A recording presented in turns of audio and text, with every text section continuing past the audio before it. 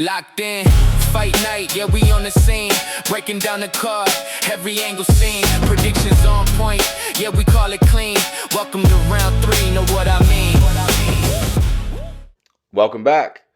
Round 3 prediction show, episode number 8. UFC 327, going back to Miami, and we got the light heavyweight championship on the line in the main event, and that's what we're going to dive into. We're going to start with Carlos Ulberg. Made his pro debut in 2011 on the regional scene in New Zealand. He got his first win as a pro with a second round KO. He mainly built his style through city kickboxing as a former kickboxer, so he likes to stay on the feet. He earned a UFC contract through Dana White's Contender Series. Came in as just a high-level striking prospect, and I mean he was finishing everyone on the regional scene. And he did come in, and he had his only UFC loss in his debut against Kennedy Nzechukwu, and since then he's been undefeated. He's built a lot of momentum, and in his last fight, he's coming off his best performance yet with a knockout win over Dominic Reyes. So I'll pull up his last 5 fights here, and then we will get into his striking a little bit. So offensively speaking, Carlos Ulberg lands 6.5 significant strikes a minute. I mean, this guy is an extremely active striker. He's really, really smooth on the feet. He has that city kickboxing style. If you watch Israel Adesanya or any of them, they all kind of paw that lead hand out. They switch stance a lot. And he has a really, really fast, accurate jab, sharp low kicks. I mean, he beats people up at all levels. Really long, straight shots from range. I mean, you can see what he did to Dominic Reyes. I mean, he put him down with a counter left and then finished him off on the ground with a right and a couple follow-up shots. So, I mean, he doesn't really overcommit, but when he has people hurt, he knows how to finish it off. So talking about how he defends strikes, he does get hit quite a bit at 4.4 significant strikes a minute. But he does defend 51% of those strikes coming his way. He has a very upright stance, which does leave him open to leg kicks. If you watch that fight against Jan Blachowicz, Jan was chewing up his front leg a little bit. He likes to stay on the back foot primarily and draw mistakes out of his out of his opponents. And he has very elusive in and out movement when he is ready to strike. Very cautious when he enters, very, very defensively sound. Just a really efficient and very smart fighter. So talking about his grappling, which there's not much to speak of offensively, he has very good knees in the Muay Thai clinch when he gets a hold of you. That's about as far as his offensive grappling goes. He doesn't prefer to shoot doubles or singles. He'll try a trip here and there, but he likes to kind of just beat you up in the clinch a little bit. He defends 85% of takedowns that his opponents attempt. He's only been taken down twice in his last 5 fights, but he has primarily fought strikers, which he's taken full advantage of, as you can see his record. He has solid cardio. He's gone to multiple 3-round decisions in the UFC. He was scheduled for 5 rounds against Dominic Reyes in his last fight, but he finished that toward the, I think it was there was 4.5 minutes into the first round. So his championship cardio is a bit questioned, but I don't think we're going to have much of an issue if you ask me. I think this is someone who's coached very well, and I think everyone over at City Kickboxing has very good cardio. Let's talk about Yuri Prochazka. Yuri turned pro in 2012, fighting in the Gladiator Fighting Championship. Very fitting for Yuri, actually. And that was out of the Czech Republic. Started extremely quick, built a 7-2 record in his first 2 years as a professional. He won the inaugural Gladiator Championship Fighting Light Heavyweight Championship title in just his 10th pro fight. He really built his name overseas before signing with Rizin in 2015.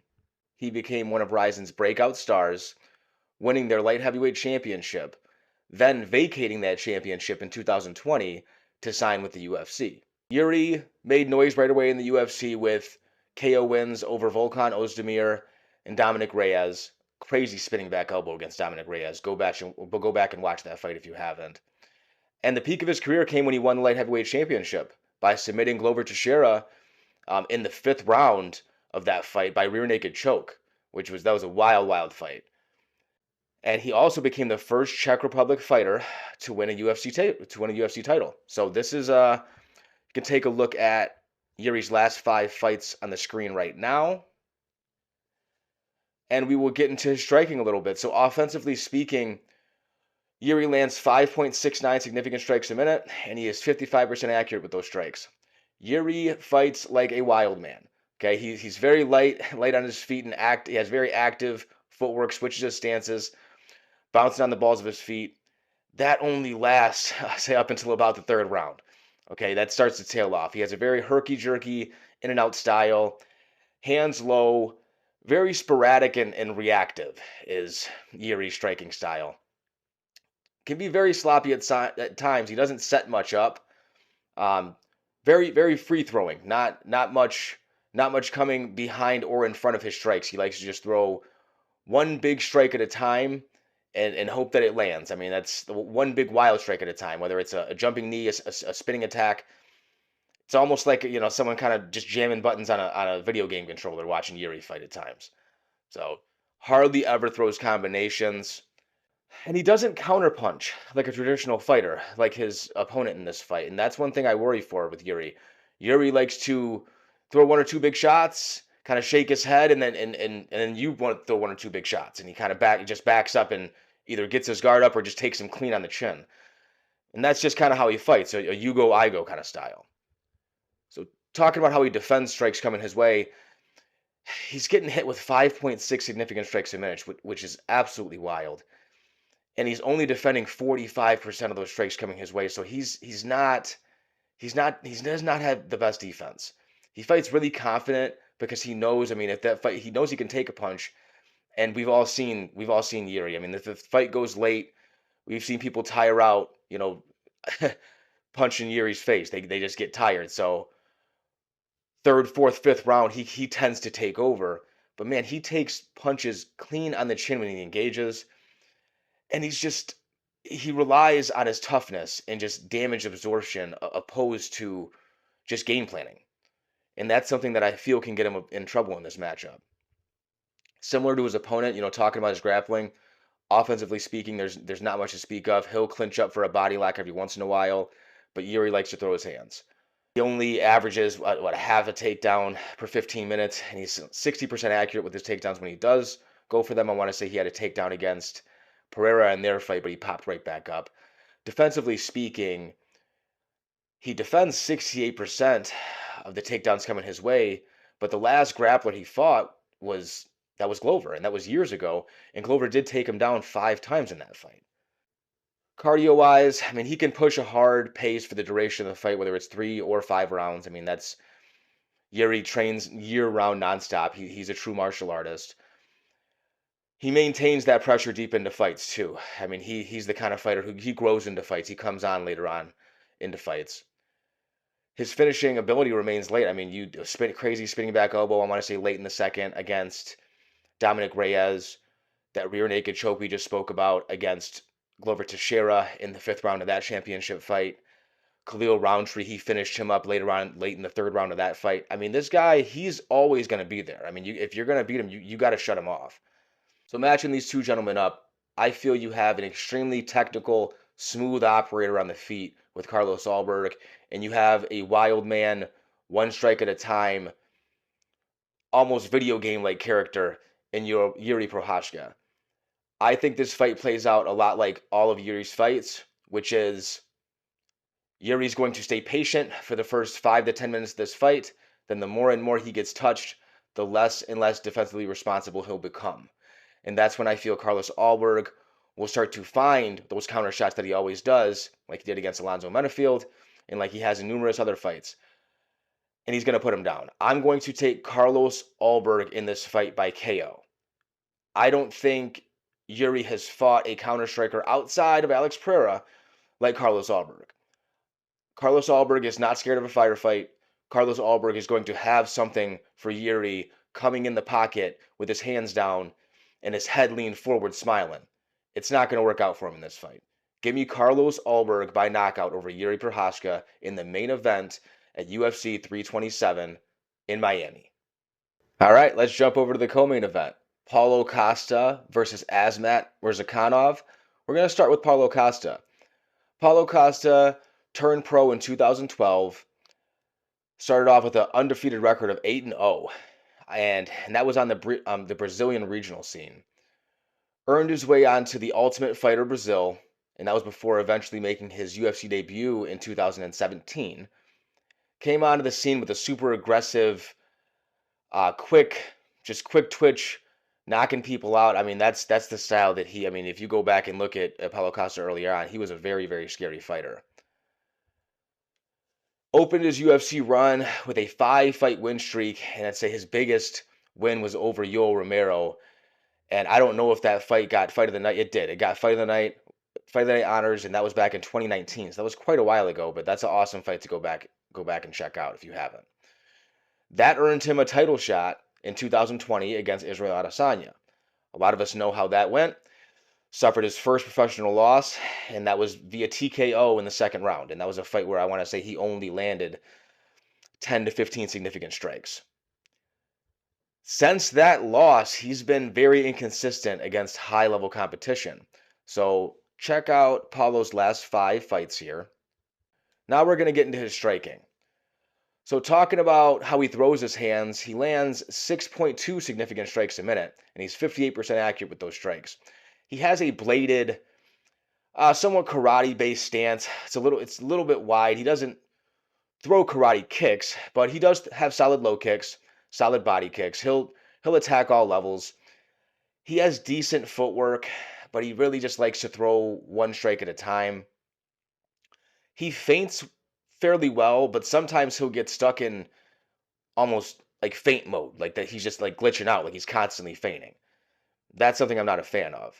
So defensively speaking, he absorbs, and I went back and double and triple checked this one because this one blew my mind. He absorbs 6.2 significant strikes a minute, which I don't really see that watching tape on Paulo, but he has had a lot. I want to say 3 5-round fights that have went the distance, and all of those opponents in those fights have landed north of 100 significant strikes on him.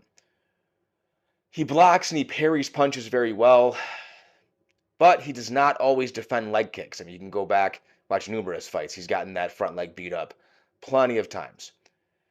Tends to retreat straight back. You guys know how I do not like that. He'll move in a straight line backwards opposed to angling off when defending punches.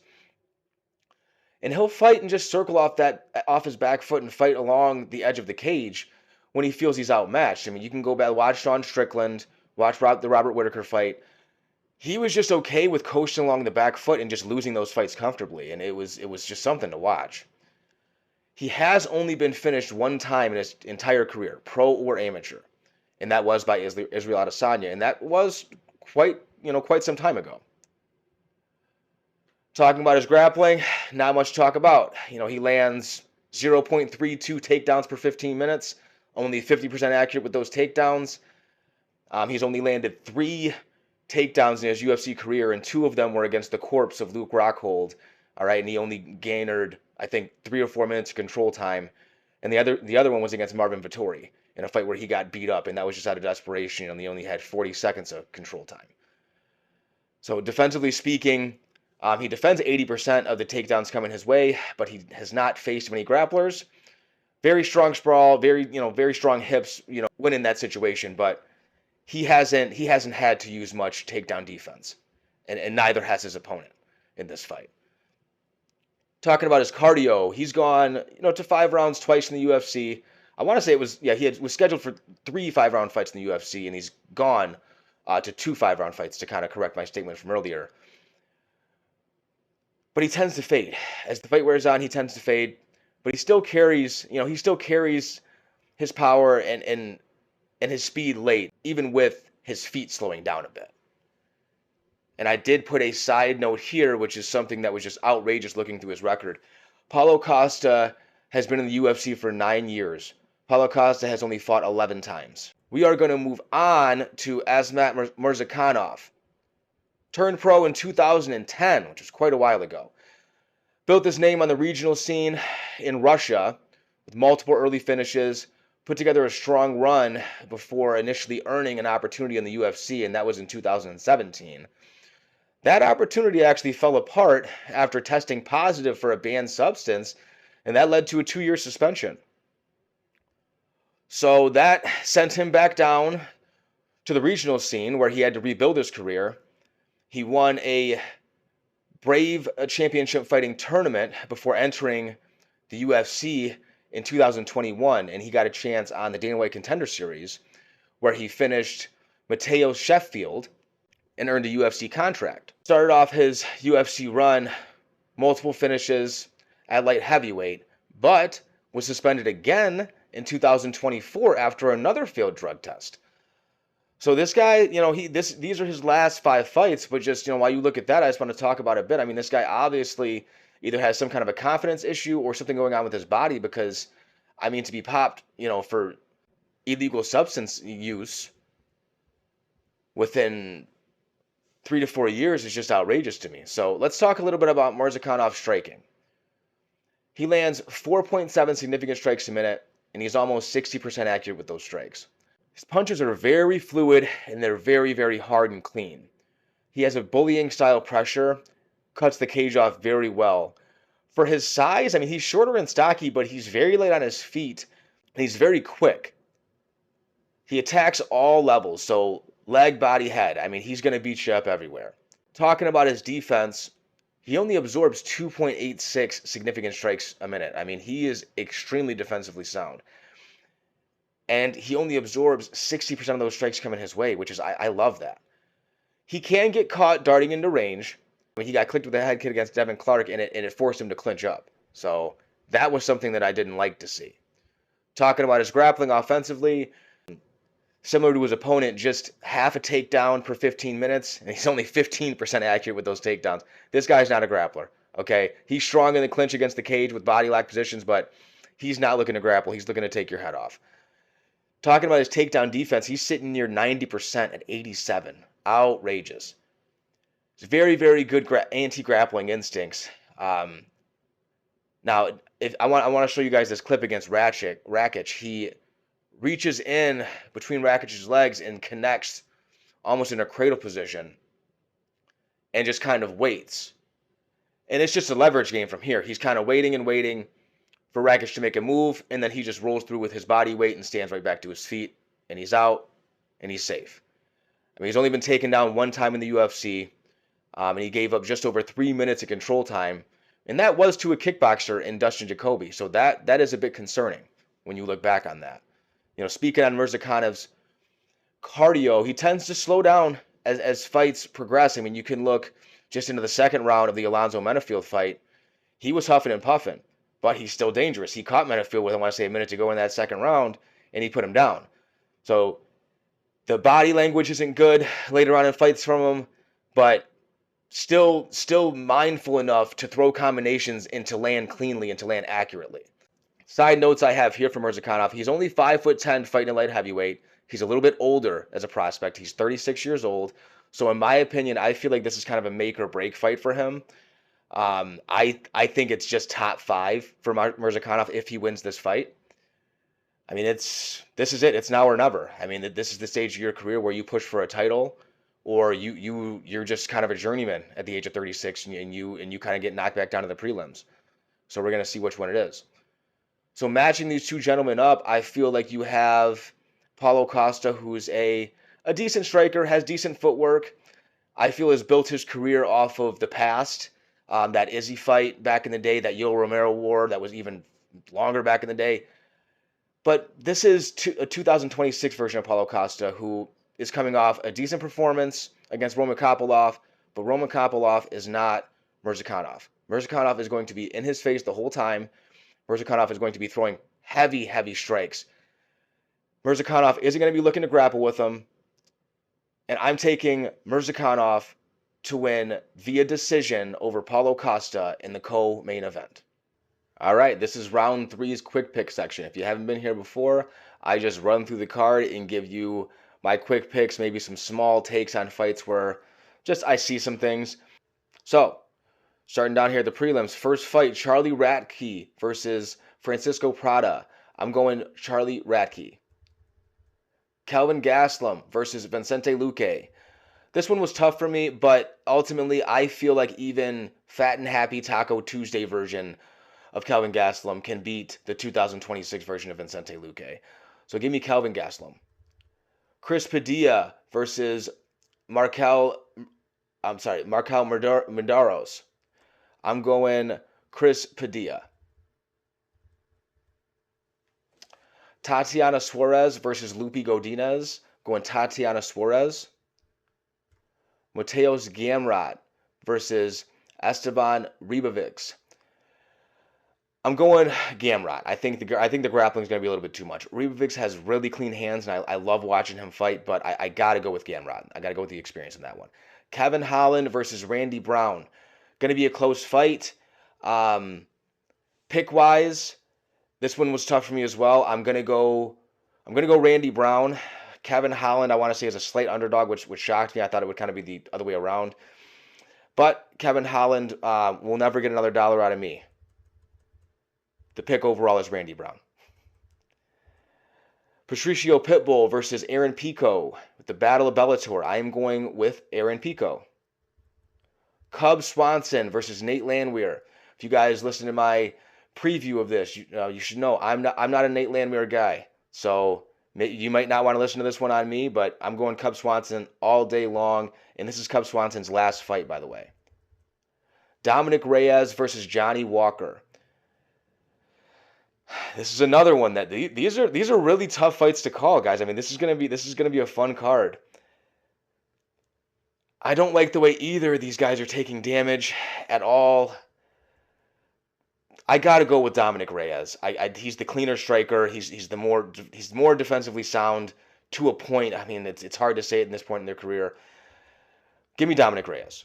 Curtis Blades versus Josh Macho Man Randy Savage Hokett. I'm joking on that nickname, but this is going to be a fun one, man. They're throwing Hokett in there and seeing what he can do. Curtis Blades is going to be huge compared to this guy. But I think Hokett's going to be able to survive. Curtis Blades, his cardio's looked terrible lately. I mean, he's gassing halfway through the first round of fights now. I'm going Josh Hokett. All right, co-main event time. Azmat Mirzakhanov versus Paulo Costa. I think you guys know where I'm at with this one. We just talked about it. Give me Azmat Mirzakhanov. Yuri Prohashka versus Carlos Ulberg for the light heavyweight championship. Got to go with Carlos Ulberg. That's it, guys. Those are the quick picks. And now, to tack on to those quick picks, I'm going to give you round three's 4 most confident picks this Saturday evening. Starting off on the early prelims, Kelvin Gastelum over Vicente Luque. Like I just mentioned, I think any version, even the lazy, unprepared, undertrained version of Kelvin Gastelum can beat up on Vicente Luque. I think if Vicente Luque gets punched a couple times clean, he's gonna turtle up and just try to go home. I hope this could be a double retirement fight. I doubt it, but I don't want to see Vicente Luque fighting anymore. I just don't. Next fight, Tatiana Suarez over Lupi Godinez.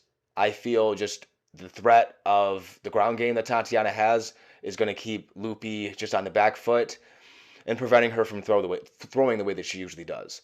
So give me Tatiana Suarez to keep the fight in her world, or just be too much of a threat to keep the fight in her world. Next fight, Aaron Pico over Patricio Pitbull. Look, I know that Aaron Pico got flatlined by Lerone Murphy last time out, but I think in this Battle of the Bellator, he's the younger guy here, and he's just going to be a little bit more dynamic than a 38-year-old Patricio Pitbull. So if this was a 28-year-old Patricio Pitbull, sure, I'm taking him all day, but it's not. So give me Aaron Pico. And the fourth and final most confident pick this weekend at UFC 327 in Miami is Azmat Mirzakhanov over Paulo Costa in the co-main event. Now, round three's underdog lock of the week is Killer Cub Swanson. He's probably about close to even money now. But look, I'm telling you guys, you're going to see clean, fast hands. You're going to see clean footwork from him, in and out movement. Nate Landwehr is not going to be able to touch Killer Cub. Cub Swanson, which I just saw this earlier, which is very interesting, is the last fighter from the WEC in the UFC. I didn't think there was any left. I mean, we're talking. I mean, that promotion folded up, I want to say, in 2010, right? So awesome to see him still out there. He put it out that this is going to be his last fight. Give me Cub Swanson over Nate Landwehr for round 3's underdog lock of the week. That's my take on UFC 327 going back to Miami. Super fun card. I mean, this is gonna be the new recap. This is how we're gonna do it. Similar to my live shows. I like doing my live shows, so I'm gonna give you guys a little taste of how I do things there, which is running through cards, kind of giving my take on things. Fights to watch in this card. My first most confident pick, Vicente Luque and Kelvin Gastelum. These are two veterans who have both fought at a very high level. Vicente Luque was close to fighting for the title. Kelvin Gastelum fought for the interim belt. You know, they're down here on the prelims toward the end of their career. I mean, you can't miss these guys fight. I mean, these guys both go out there and they always lay it on the line. Kevin Holland versus Randy Brown. If this fight goes the way it should, it probably will end in the first round by knockout either way. I mean, these guys like to get in there and they like to throw heavy shots right away. Cub Swanson versus Nate Landwehr. Look, as much as I've been hating and bashing on Nate Landwehr, the guy gets in there and he throws down. He's a tough dude. He's durable. He's always game. So I feel like him and Killer Cub was an awesome matchup, especially for Cub Swanson's last fight. So just keep an eye out for that one. Do not miss that one. And then the fight right after it, Dominic Reyes versus Johnny Walker. If this fight goes the distance, I will be absolutely floored. So watch out for this fight to end probably within the first round, if not definitely inside the first round and a half. Curtis Blades and Josh Hokett. I mean, you can't miss the heavyweights throwdown. I'll always say it. If there's heavyweights on a card, you have to watch it, prelims or not. At this point, I'm just going up the card, but I can't help it. I'm sorry. Paulo Costa and Asmat Murzakanov. I mean, these guys are going to get in there and bust each other up, regardless of who wins. It's going to be a good one. Number 6 and Paulo Costa ranked number 14. That's an appropriate ranking for Paulo Costa. He was hanging on to that top 10 ranking forever, and I don't know how. And then at the top of the bill, for as long as that goes down, we all know the Yuri Prochazka movies, right? We've all seen it before. So that's going to be fun. That's going to be exciting, and that fight's not going to go the distance. Yuri's fight never go the distance. So that's what I got for you. I have Carlos Ulberg in the main event. I have Asmat Murzakanov in the co-main event. So we will see you next time in round 3.